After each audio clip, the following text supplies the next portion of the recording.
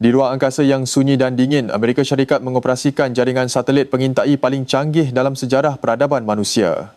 Satelit-satelit ini dilengkapi dengan teknologi optik presisi tinggi yang secara teoritis mampu membaca plat nombor kenderaan dari jarak ratusan kilometer di atas permukaan bumi, mengawasi setiap inci daratan. Namun terlepas dari semua kecanggihan teknologi bernilai trilion dolar tersebut, mata langit ini memiliki satu kelemahan fatal yang sangat mendasar. Kelemahan fatal itu adalah ketidakmampuan sensor mereka untuk menembus lapisan batuan padat. Mereka buta sepenuhnya terhadap apa yang tersembunyi jauh di dalam perut bumi yang gelap dan senyap. Ini adalah mimpi ngeri bagi setiap ahli strategi tentera moden. Menghadapi musuh yang tidak terlihat yang bersembunyi di bawah lapisan pelindung alam dan memiliki kemampuan untuk melancarkan serangan mematikan bila-bila masa sahaja. Semua ini berlaku tanpa sebarang amaran awal yang memadai dari sistem pemantauan ruang angkasa yang sangat dibanggakan. Kemajuan teknologi satelit pengintai telah menciptakan sebuah paradoks dalam peperangan moden. Ketika langit dipenuhi oleh mata elektronik yang tidak pernah tidur, negara-negara dipaksa untuk kembali ke taktik pertahanan paling purba yang pernah dikenal umat manusia, iaitu bersembunyi di dalam gua. Namun ini bukanlah gua biasa.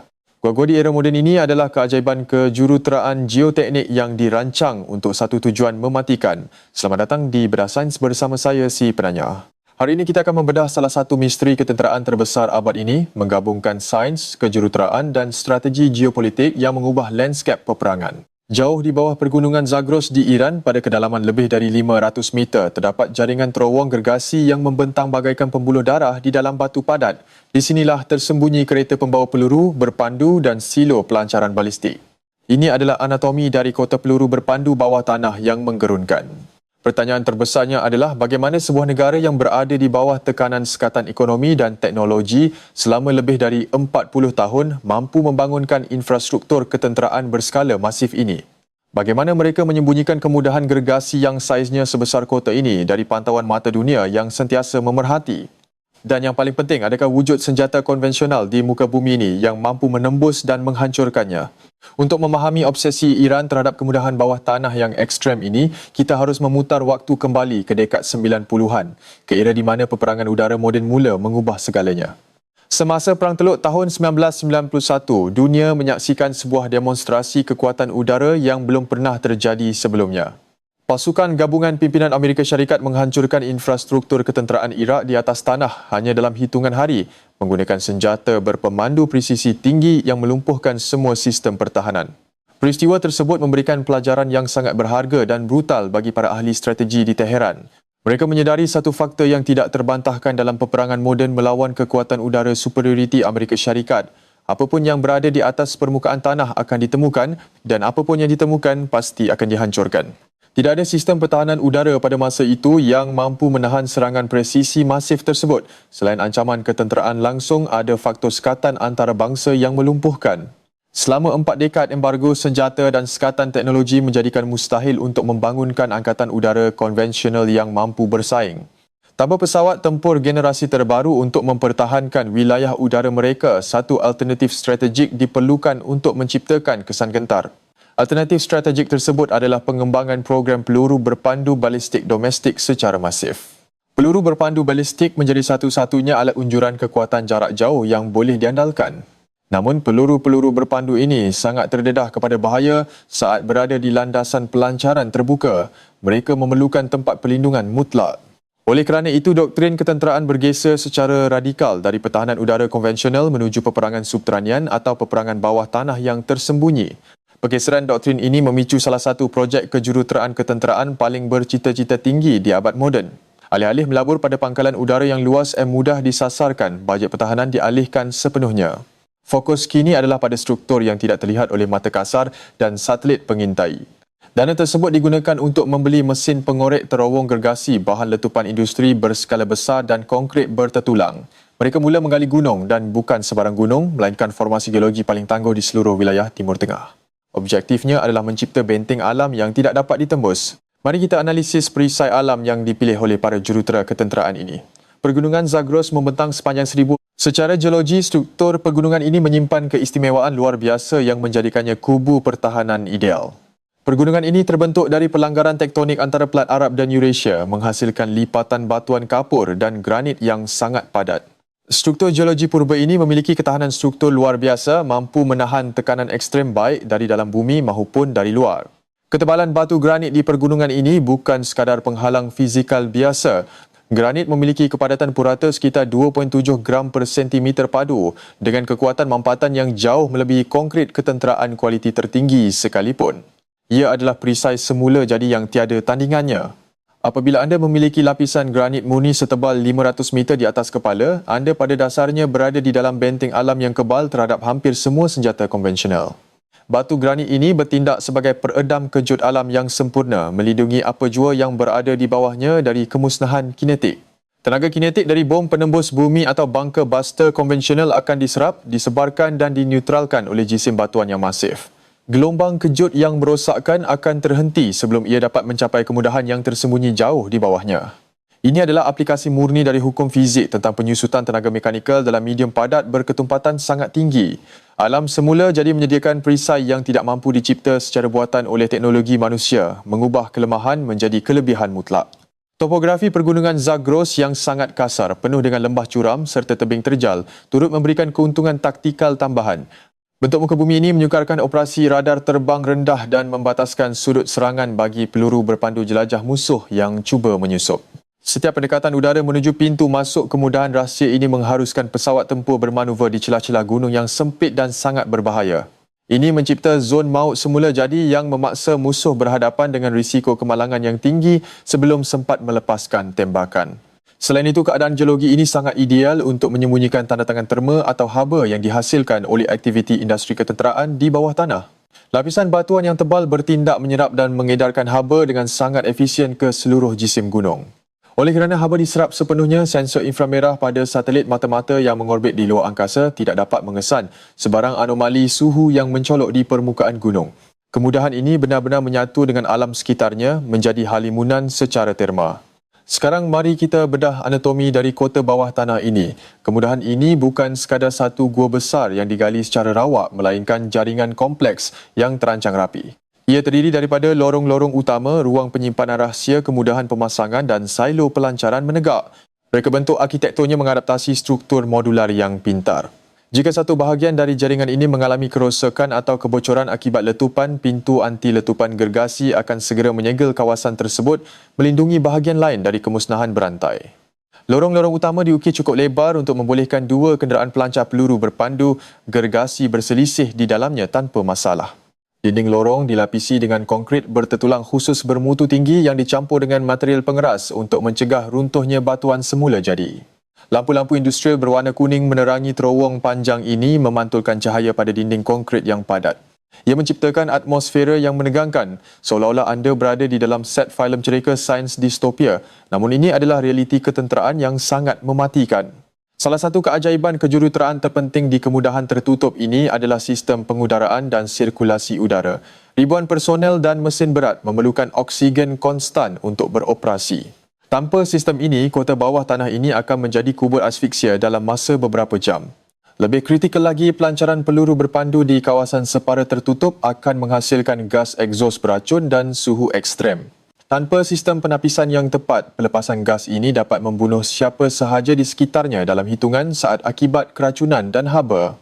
Oleh kerana itu, sistem penapis udara gergasi dipasang di seluruh penjuru kota bawah tanah. Sistem pengudaraan ini dilengkapi dengan penapis kimia, biologi dan radiologi kelas ketenteraan memastikan udara di dalam kekal tulen walau apapun yang terjadi di permukaan bumi. Saluran pembuangan udara dirancang sedemikian rupa sehingga asap beracun dari pembakaran propelan peluru berpandu dapat dikeluarkan ke permukaan gunung secara tersembunyi. Ia melalui ratusan ventilasi kecil yang disamarkan dengan sempurna sebagai celah bebatuan semula jadi.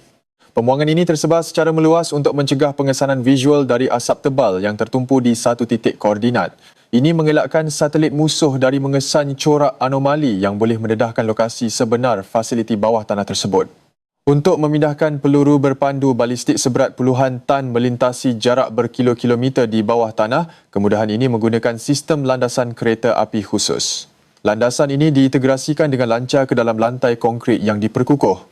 Kereta logistik ketenteraan ini dikuasakan oleh motor elektrik berkuasa bateri berkapasiti gergasi, bukan enjin diesel konvensional. Hal ini bertujuan secara khusus untuk meminimumkan pelepasan karbon monoksida dan mengurangkan pencemaran akustik di dalam ruangan tertutup yang bergema. Di pusat saraf kota peluru berpandu ini terdapat ruang komando dan kawalan yang diasingkan sepenuhnya. Ruangan kritikal ini dilindungi oleh sangkar Faraday gergasi. Sangkar Faraday ini adalah struktur jaring logam yang menyekat semua medan elektromagnetik dari dunia luar. Tujuannya adalah untuk melindungi sistem komputer dan elektronik pelancaran dari serangan senjata gelombang mikromusuh. Senjata elektromagnetik ini dirancang khas untuk menggoreng litar dan melumpuhkan sistem digital secara pantas tanpa letupan fizikal. Ruang komando ini terhubung ke dunia luar melalui jaringan kabel gentian optik bawah tanah yang tertanam sangat dalam. Mereka menghindari sepenuhnya penggunaan transmisi radio tanpa wayar yang dengan mudah dapat dipintas, disadap atau dikesan lokasinya oleh perisikan musuh. Dengan demikian, perintah pelancaran dari pemimpin tertinggi dapat diterima secara instan, sangat selamat dan tanpa meninggalkan sebarang jejak isyarat elektromagnetik. Pesawat pengintai isyarat perisikan milik musuh tidak akan mendapati apa-apa selain kesunyian radio. Namun, membina kemudahan sebesar ini memunculkan satu cabaran logistik yang sangat besar, bagaimana membuang jutaan tan tanah dan batu galian tanpa dikesan. Satelit yang dilengkapi dengan radar apertur sintetik SAR sentiasa memantau perubahan struktur bumi. Satelit SAR dapat memetakan perubahan topografi permukaan bumi hingga ketepatan sentimeter. Jika anda membuang jutaan tan batu di satu lereng gunung, satelit SAR akan melihat timbunan baharu tersebut dan segera mengenal pasti lokasi penggalian rahsia anda. Untuk mengatasi pengawasan ketat satelit SAR ini, taktik penyamaran pembuangan material yang sangat jenius telah diterapkan. Tanah galian tidak ditumpuk menjadi bukit baharu. Sebaliknya, material tersebut dihancurkan menjadi kerikil kecil yang sangat halus. Material yang telah dihancurkan ini diangkut menggunakan trek tertutup secara eksklusif pada waktu malam. Ia kemudian disebar secara nipis dan merata di sepanjang lembah atau dasar sungai kering dalam radius puluhan kilometer dari lokasi projek sebenar.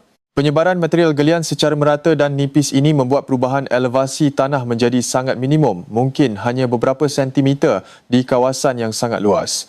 Perubahan sekecil ini seringkali dianggap oleh penganalisis perisikan imej satelit sebagai ralat data biasa. Akibatnya, ia melepasi pengesanan algoritma pemantauan automatik yang mencari struktur buatan manusia.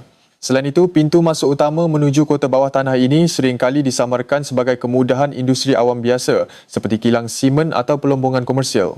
Di sebalik pelindungan aktiviti awam harian, kenderaan ketenteraan dan peralatan berat dapat keluar masuk tanpa menimbulkan sedikit pun kecurigaan. Ini adalah seni menyembunyikan sesuatu yang masif tepat di hadapan mata pemerhati. Satu ilusi optik geografi yang sempurna. Namun, kemudahan bawah tanah yang aman tidak akan ada gunanya jika peluru berpandu hancur saat cuba meluncur keluar. Di sinilah taktik pelancaran asimetri yang dikenali sebagai manuver shoot and scoot atau tembak dan lari memainkan peranan yang sangat kritikal. Taktik ini dirancang khusus untuk meminimumkan masa pendedahan peluru berpandu terhadap satelit inframerah musuh yang bertugas mengesan haba dari enjin pelancaran. Masa adalah segalanya dalam manuver ini. Prosesnya berfungsi dengan ketepatan jam rendik. Jauh di bawah tanah, peluru berpandu balistik dipersiapkan, diprogram dengan koordinat sasaran presisi dan ditegakkan pada pelancar erektor mekanikal. Semua persiapan kritikal dilakukan dalam persekitaran terkawal, kebal dari sebarang serangan preemptif. Ketika perintah eksekusi diberikan, pintu penyamaran gergasi di permukaan gunung terbuka secara hidraulik. Pintu ini terbuat dari batu dan konkrit yang dicat menyamai corak tebing sekitarnya. Dalam hitungan saat, ia mengungkapkan langit malam yang gelap. Pelancar peluru berpandu kemudian diangkat ke permukaan menggunakan sistem lift hidrolik berkapasiti sangat tinggi, mirip dengan sistem pelancaran peluru berpandu antara benua di kapal selam nuklear. Pergerakannya lancar, pantas dan sangat mematikan. Segera setelah kepala peledak mencapai udara terbuka, enjin roket menyala menghasilkan dorongan gergasi yang melontarkan senjata tersebut ke stratosfera dengan kelajuan hipersonik. Ia meninggalkan jejak asap tebal di belakangnya, membelah keheningan malam. Hanya dalam waktu kurang dari 5 minit selepas pelancaran, sistem lift segera diturunkan kembali ke kedalaman yang selamat dan pintu batu hidraulik gergasi ditutup rapat. Jejak fizikal pelancaran dihilangkan secepat ia muncul, menutup pintu masuk dari serangan balas. Pada saat pesawat tempur musuh atau drone bersenjata tiba di lokasi koordinat pelancaran untuk melakukan serangan balasan, mereka hanya akan mendapati lereng gunung batu yang kosong dan sunyi. Kemudahan tersebut telah kembali lenyap tanpa sebarang jejak. Taktik tembak dan lari ini menjadi jauh lebih mematikan berkat satu kejayaan teknologi spesifik, transisi dari propelan cecair ke propelan pepejal. Peluru berpandu berbahan bakar cecair meskipun kuat memerlukan waktu berjam-jam untuk proses pengisian yang berbahaya dan menghakis. Selama proses pengisian bahan bakar yang lambat ini, peluru berpandu sangat terdedah kepada pengesanan satelit dan serangan pemula. Sebaliknya, peluru berpandu balistik berbahan bakar pepejal ibarat peluru gergasi yang sudah terisi penuh dan sedia untuk ditembak. Bahan kimia propelan pepejal ini sudah dicetak secara terus di dalam tabung peluru berpandu sejak dari kilang. Mereka dapat disimpan di dalam kemudahan bawah tanah selama bertahun-tahun dalam keadaan siap tembak, menanti isyarat tanpa memerlukan penyelenggaraan cecair yang rumit. Tidak ada proses pengisian bahan bakar yang memakan masa. Ketika perintah datang, mereka hanya memerlukan hitungan minit untuk mengudara. Kombinasi antara peluru berpandu, pepejal siap tembak dan kemudahan bawah tanah adalah mimpi ngeri logistik bagi sistem amaran awal musuh. Tanpa persiapan yang terlihat oleh satelit, tertingkap waktu amaran bermula dari pengesanan pelancaran hingga peluru berpandu mencapai sasaran berkurang drastik dari hitungan jam menjadi hitungan minit. Ini memberikan waktu respons yang sangat sempit bagi sistem pertahanan anti peluru berpandu. Faktor ini secara radikal mengubah keseimbangan kekuatan di kawasan tersebut. Kehadiran kota peluru berpandu bawah tanah memastikan bahawa keupayaan serangan balasan akan sentiasa bertahan bahkan jika negara tersebut mengalami serangan kejutan secara masif di atas tanah. Konsep ini dalam teori pencegahan strategik dikenali sebagai keupayaan serangan kedua yang terjamin atau Guaranteed Second Strike Capability. Dengan memastikan kelangsungan hidup aset ketenteraan terpenting mereka di dalam formasi geologi kuno, doktrin pertahanan menjadi lebih agresif. Mesej strategiknya sangat jelas. Setiap agresi ketenteraan akan dibalas dengan hujan peluru berpandu balistik yang mustahil untuk dihentikan pada sumber pelancarannya. Ini adalah bentuk asimetri ketenteraan pada tahap yang paling ekstrem dan canggih dalam sejarah. Kekuatan infrastruktur bawah tanah ini juga menjelaskan anomali dalam beberapa insiden pertempuran udara di masa lalu. Mengapa pesawat tempur canggih yang ditembak jatuh, juruterbangnya sering kali selamat dan tidak dihancurkan terus di udara? Jawapannya terletak pada taktik penyergapan. Bateri peluru berpandu darat ke udara disembunyikan di dalam silo pop-up yang terhubung dengan terowong. Mereka menggunakan taktik penyergapan radar pasif. Alih-alih mengaktifkan radar pengesanan berterusan yang akan menarik peluru berpandu anti radiasi musuh, mereka berdiam diri. Mereka menerima data sasaran dari jaringan kabel gentian optik bawah tanah yang selamat. Ketika sasaran masuk zon maut, radar diaktifkan hanya selama beberapa saat untuk mengunci sasaran, melancarkan peluru berpandu dan sistem segera ditarik kembali ke bawah tanah. Tujuan utamanya bukanlah memusnahkan pesawat musuh secara total, melainkan melumpuhkan ancaman secepat mungkin sambil melindungi sistem pelancar itu sendiri. Menangkap juruterbang hidup-hidup memberikan keuntungan perisikan dan tawar-menawar geopolitik yang jauh lebih bernilai. Konsep kesabaran strategik dan kawalan eskalasi ini juga menjawab persoalan mengapa dalam beberapa operasi pencerobohan helikopter musuh, armada tersebut tidak terus ditembak. Menembak jatuh helikopter berpotensi mendedahkan lokasi pasti silo peluru berpandu yang sangat rahsia. Dalam peperangan asimetri, pendedahan posisi adalah tindakan bunuh diri taktikal. Jeneral yang memimpin kemudahan ini memahami bahawa membiarkan musuh tersandung oleh rintangan geografi adalah lebih cerdik daripada mengekspos aset bernilai bilion dolar untuk sasaran bernilai rendah. Melihat ancaman eksistensi dari kota peluru berpandu bawah tanah ini, tentera Amerika Syarikat tidak tinggal diam. Selama 2 dekad terakhir, Pentagon telah menggelontorkan bilion dolar dalam program penyelidikan senjata yang dirancang khusus untuk satu tujuan, menembus lapisan batu granit pelindung. Lahirlah generasi baharu bom penembus bumi kelas berat. Puncak dari pengembangan senjata konvensional ini adalah GBU-57 Massive Ordnance Penetrator atau disingkat MOP. Ini bukan sekadar bom biasa, ini adalah raksasa keluli sepanjang 6 meter yang amat menggerunkan. Dengan berat 13 tan, ia dirancang untuk dijatuhkan dari pesawat pengebom siluman B-2 Spirit di altitude ekstrem. Senjata ini adalah representasi paling brutal dari kekuatan kinetik murni dalam gudang senjata konvensional moden. Cara kerja MOP sangat mengandalkan fizik asas tenaga kinetik. Bom ini tidak memiliki payung terjun. Ia jatuh bebas, memanfaatkan graviti sepenuhnya untuk mencapai kelajuan supersonik sebelum menghantam tanah. Cengkerang luar bom ini terbuat dari aloi keluli tungsten super keras yang memungkinkannya menembus lapisan tanah, konkrit dan batu padat. Ia direka untuk tidak hancur berantakan akibat benturan fizikal yang mengerikan pada kelajuan ribuan kilometer sejam. Hanya setelah bom berjaya mengubur dirinya jauh di dalam lapisan batuan, sumbu tunda pintar di bahagian ekornya akan memicu letupan lebih dari 2 tan bahan letupan tinggi. Letupan di ruang tertutup ini menciptakan tekanan overpressure yang luar biasa, dirancang untuk meruntuhkan struktur terowong dan menghancurkan semua peralatan ketenteraan sensitif di sekitarnya menjadi debu yang tidak berguna. Secara teoritis, ia sangat mematikan. GBU, 57 mob didakwa mampu menembus hingga kedalaman 60 meter konkrit bertertulang standard atau sekitar 40 meter batuan padat dengan tingkat kepadatan menengah. Angka ini menjadikannya senjata penembus bumi konvensional paling mematikan yang pernah diciptakan oleh umat manusia. Namun di sinilah letak masalah matematik dan geologi yang menjadi mimpi ngeri bagi para jeneral. Fasiliti pelancaran peluru berpandu bawah tanah di Pergunungan Zagros tidak dibangunkan pada kedalaman 40 atau 60 meter. Ia terkubur pada kedalaman lebih dari 500 meter di bawah permukaan batu.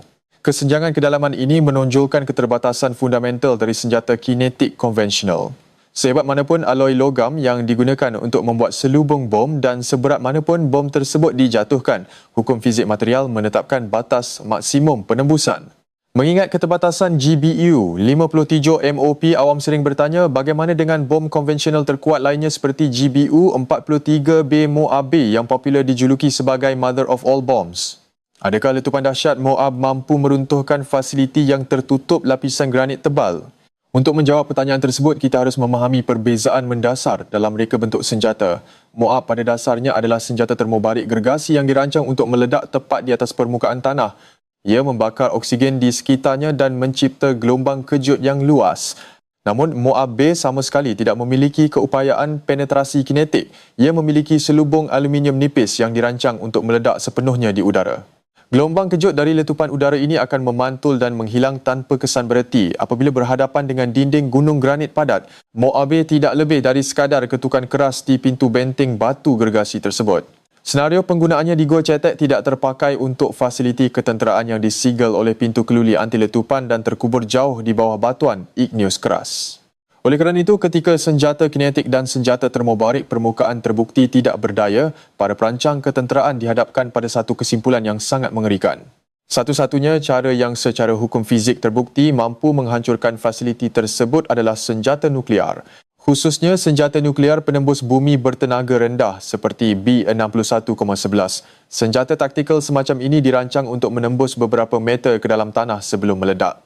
Tujuannya bukan untuk menembus dalam 500 meter secara fizikal. Sebaliknya, ia melepaskan sejumlah tenaga nuklear yang menggetarkan bumi dengan kekuatan setara gempa bumi buatan berskala lokal yang sangat destruktif. Gelombang seismik masif inilah yang akan meruntuhkan terowong jauh di bawahnya, menghancurkan integriti struktur gunung tersebut. Batuan granit yang tadinya menjadi perisai tak tertembus akan retak, bergeser dan runtuh menimpa fasiliti di bawahnya akibat tekanan tektonik instan. Namun opsi menggunakan senjata nuklear membawa implikasi geopolitik yang tak terbayangkan. Ia akan melanggar pantang larang nuklear global. Penggunaan senjata nuklear sekecil apapun akan memicu kecaman antarabangsa, melepaskan debu radioaktif mematikan dan berpotensi memicu Perang Dunia Ketiga. Oleh kerana tingginya ambang batas politik ini, fasiliti peluru berpandu bawah tanah secara praktikal kekal kebal dari serangan. Mari kita eksplorasi lebih jauh tentang kejuruteraan struktur yang menopang kota peluru berpandu ini. Membina ruang kosong gergasi di bawah jutaan tan batu mencipta tekanan litostatik yang luar biasa. Jika tidak diurus dengan benar, tekanan ini akan menghancurkan terowong ke dalam dirinya sendiri. Para jurutera menerapkan teknik penyangga batuan yang dipanggil kaedah terowong Austria Baharu atau NATM.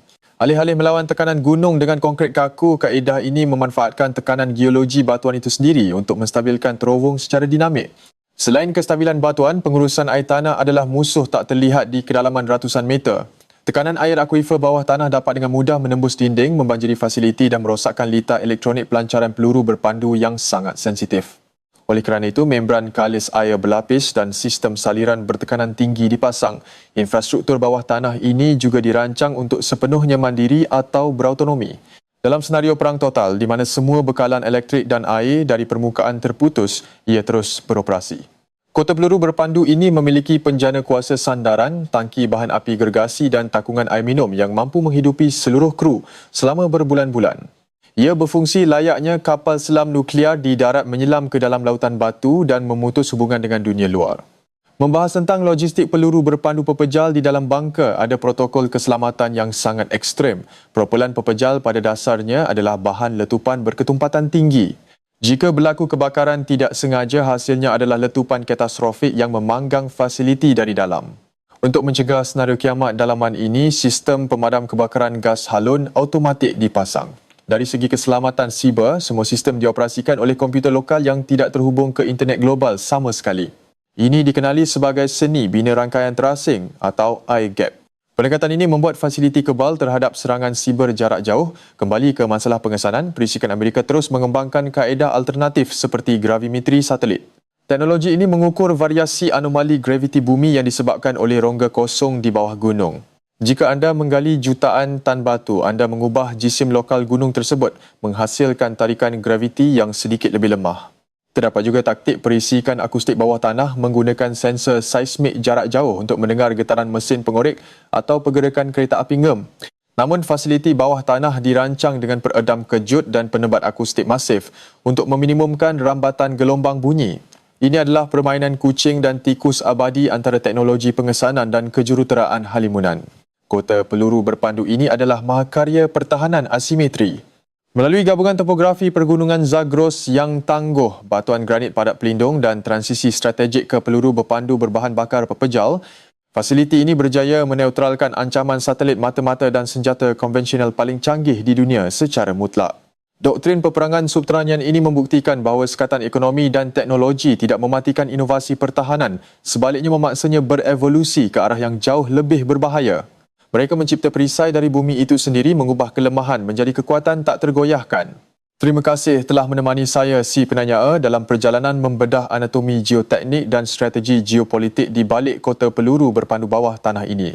Jangan lupa tinggalkan pandangan anda di ruangan komen, tekan butang like dan langgan saluran Bedah Sains. Kekal kritis, kekal ingin tahu.